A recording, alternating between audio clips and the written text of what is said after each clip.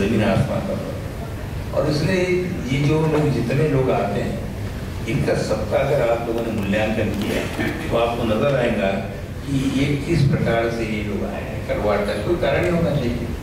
पहले हमें याद है कि मधु जी में वहाँ पर भाषण देते थे, करते थे, बाहर आते थे और साथ में कॉफी और चाय पीते थे सेंट्रल में।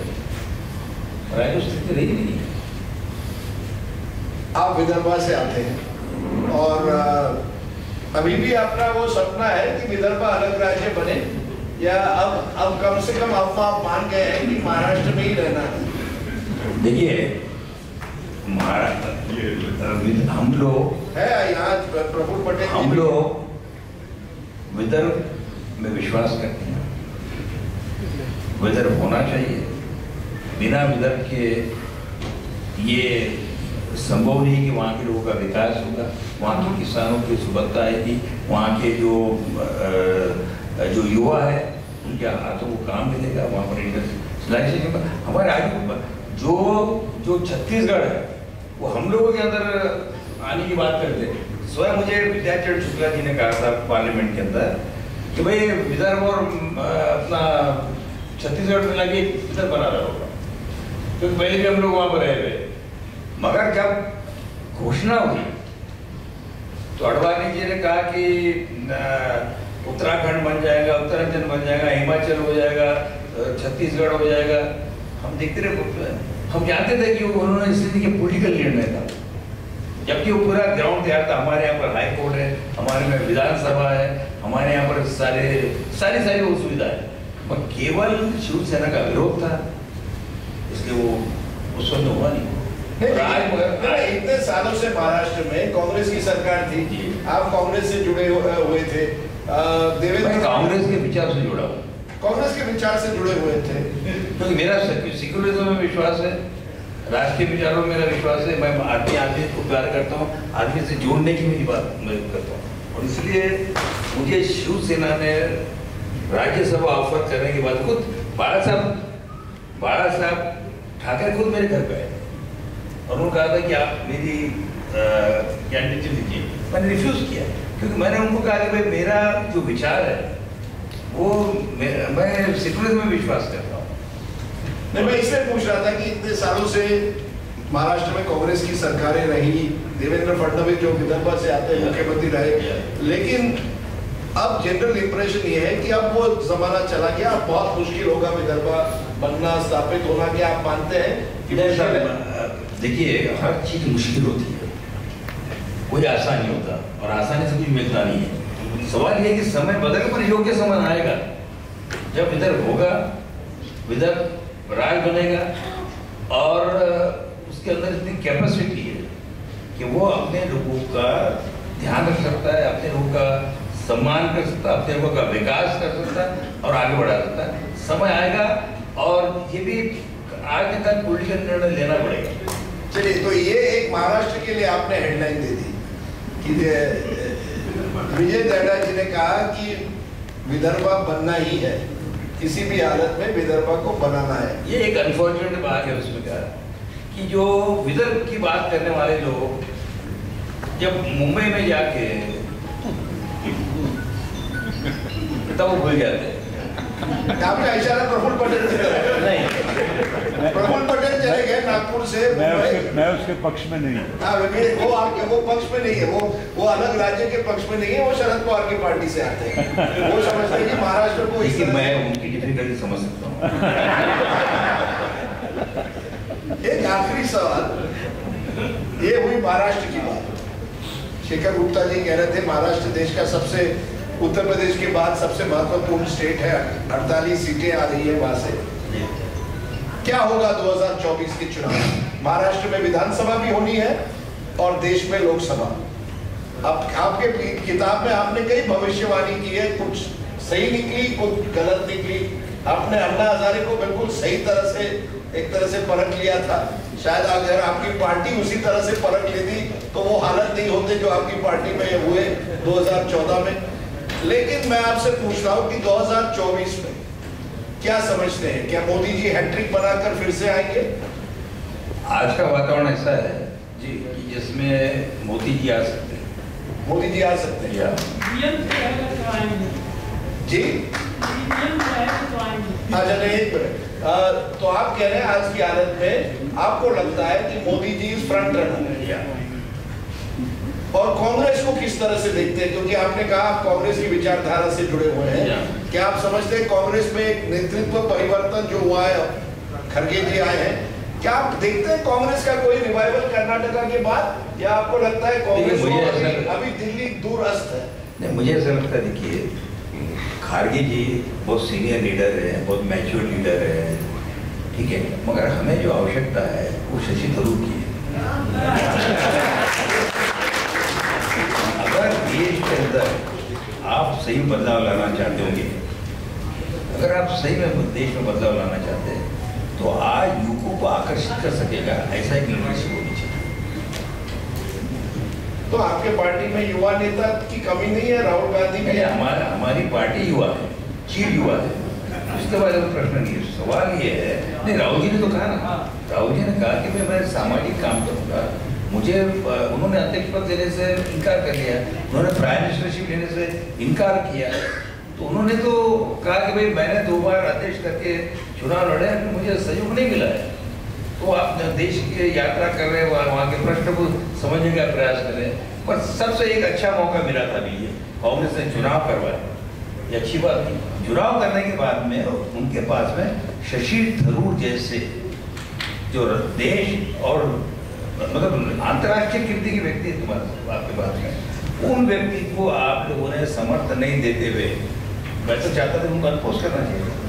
तो आपने हमें तीन हेडलाइन दे दी है, एक विदर्भा, दूसरा कि शशि थरूर मल्लिकार्जुन खड़गे से बेहतर कैंडिडेट होते अध्यक्ष पद के लिए, और तीसरा अगले साल मोदी जी चुनाव जीत रहे हैं या कम से कम फ्रंट रनर। मैं थोड़ा करेक्शन करना चाहूंगा, मैंने ये नहीं कहा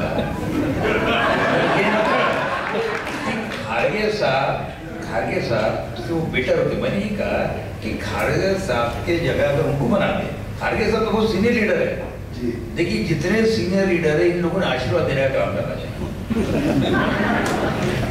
अच्छा, ये नया कैटेगरी ऑफ पॉलिटिक्स, आशीर्वाद, तो उन्होंने आशीर्वाद देना चाहिए। अल्टीमेटली उन्होंने 9 टाइम वो जीत क्या है, आप लोगों चीफ मिनिस्टर क्यों नहीं बनाया? कर्नाटक उनको चीफ मिनिस्टर बनाना चाहिए था, और नहीं बनाया आपने। कांग्रेस अध्यक्ष में आपको अगर करना है तो व्यक्ति पूरा देश यूथ है यार। विजय बाबू, नेक्स्ट ईयर महाराष्ट्र कौन जीतेगा? देखिए आज ये और क्या आपको दुख लगता है जिस तरह की राजनीति महाराष्ट्र में हो रही है, जहां खोखे की राजनीति कही जाती है, पैसे की लेन देन, ये महाराष्ट्र की राजनीति नहीं हुआ करती थी 20-25 साल में। महाराष्ट्र उन राज्यों में था जिसकी स्थिरता को लोग प्रशंसा करते थे।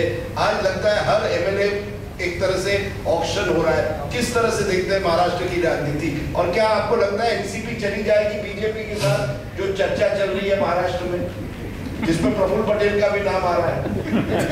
उनका नाम आ रहा है, बाकी क्या नाम करना ओके में नहीं, ये आ रहा है कि वो शरद पवार पर दबाव डाल रहे हैं कि चलिए बीजेपी के साथ चलते हैं।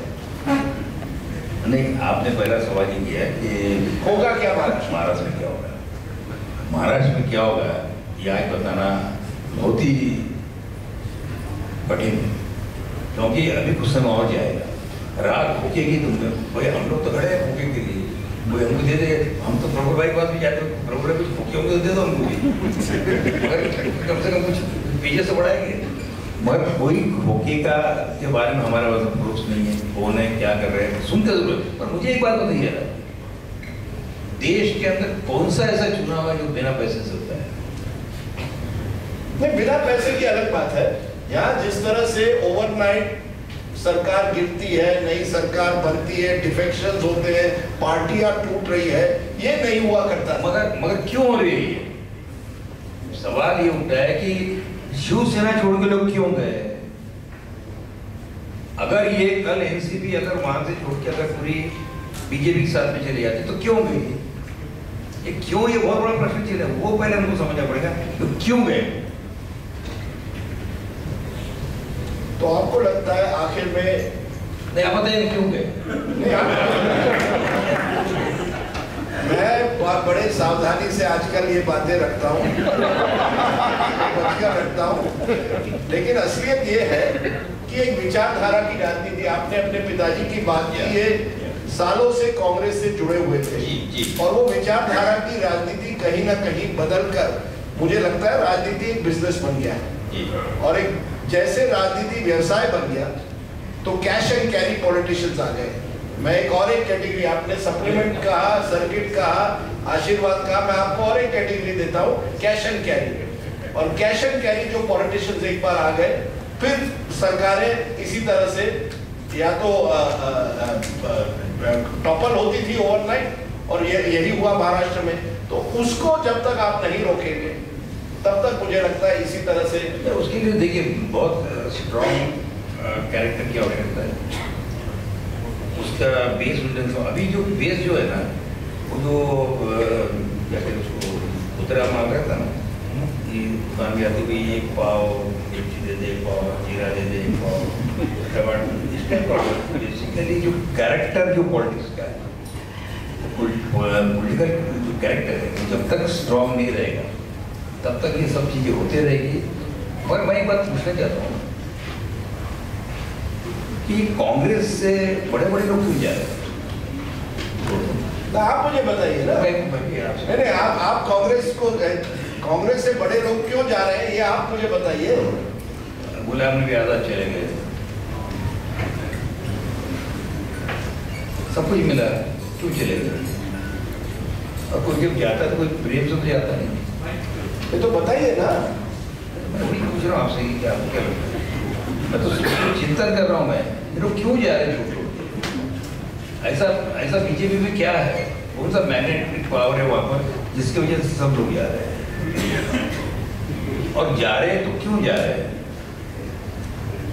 इतनी पुरानी संस्था है, वैचारों के ऊपर आधार बनी हुई संस्था है, तो क्यों जा रहे हो? विजय बाबू, इसके ये जो आपने सवाल पूछा है, मैं चाहता हूं कि कहीं ना कहीं जो कांग्रेसी है, जो कई सालों से पार्टी से जुड़े हुए हैं, वो इस विषय पर गंभीरता से विश्लेषण करें। आपको ऐसा नहीं लगता कि इसीलिए कांग्रेस का इशू नहीं है? अगर लोकतंत्र को मजबूत रखना है तो देश के अंदर मजबूत एक विपक्ष भी होना चाहिए। अगर आप ये चाहते हैं कि देश के अंदर लोकतंत्र मजबूत रहे तो एक मजबूत विपक्ष भी होना चाहिए। आपकी बातों से आज लगता है कि आप कांग्रेस विचार से जुड़े हुए हैं, लेकिन कांग्रेस पार्टी से धीरे धीरे आप दूर हट रहे हैं।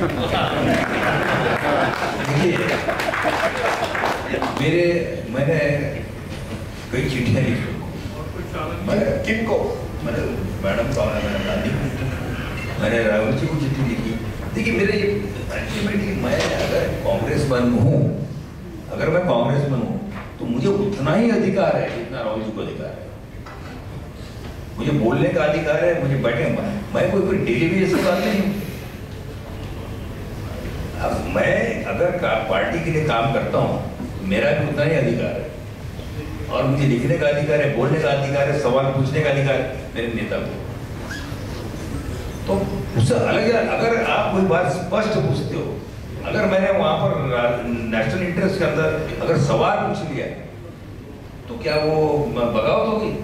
अगर मैंने 4 सवाल पूछ लिया मेरे नेता, मैं मेरे घर में मेरे पिता से भी पूछता हूँ, मेरे भाई से भी पूछता हूँ, तो उससे उसका मतलब ये हो कि मैं अलग हो रहा हूँ, अलग जा रहा हूँ? ऐसा नहीं है। सवाल ये है कि अगर मेरे मन प्रश्न है, पर इधर पार्टी डेमोक्रेसी है कांग्रेस पार्टी में कि आप वो सवाल पूछ सकते हैं, और कौन से पार्टी में इनर डेमोक्रेसी है मुझे बताइए। अगर कांग्रेस में नहीं है तो जो कोई भी है मुझे कांग्रेस में नजर आती है, पर नहीं होता तो कहाँ पर है ये बताइए। अगर नहीं होता तो चुनाव नहीं होता।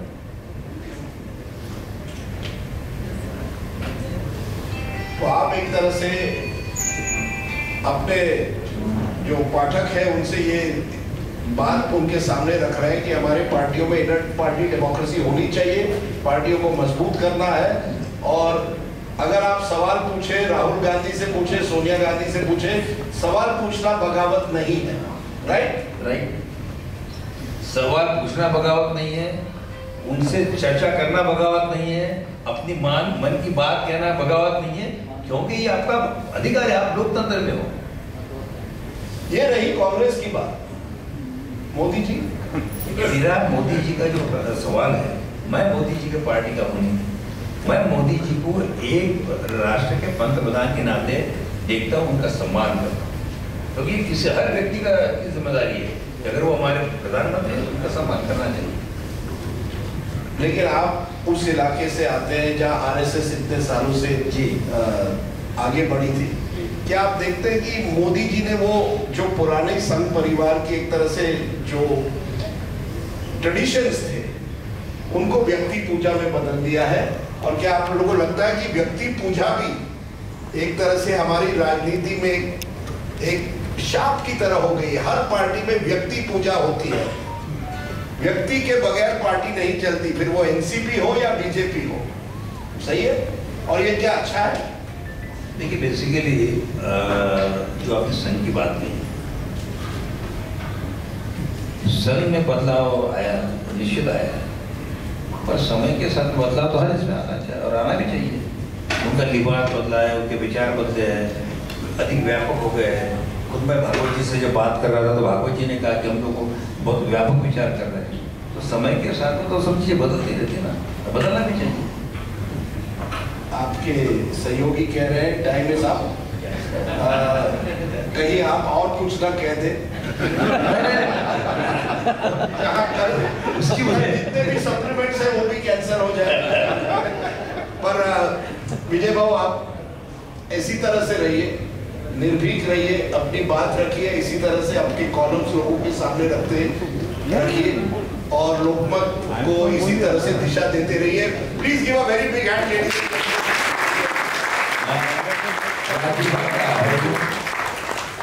ये आपने अच्छे ढंग से मुझे समझने का प्रयास किया और समझाने का प्रयास किया। Thank you very much Rajiv. Thank you, Rajiv ji. We are towards the end of our program today. एक छोटा सा gesture है जिसके लिए मैं आप सभी को रिक्वेस्ट करूँगी थोड़ी सी देर के लिए वेट कर लीजिए। दरअसल एक बहुत ही खूबसूरत सा केक बनाया गया है और ये केक प्रिपेयर किया है महाराष्ट्र यूथ कांग्रेस के जनरल सेक्रेटरी अक्षय जैन जी ने एज हिज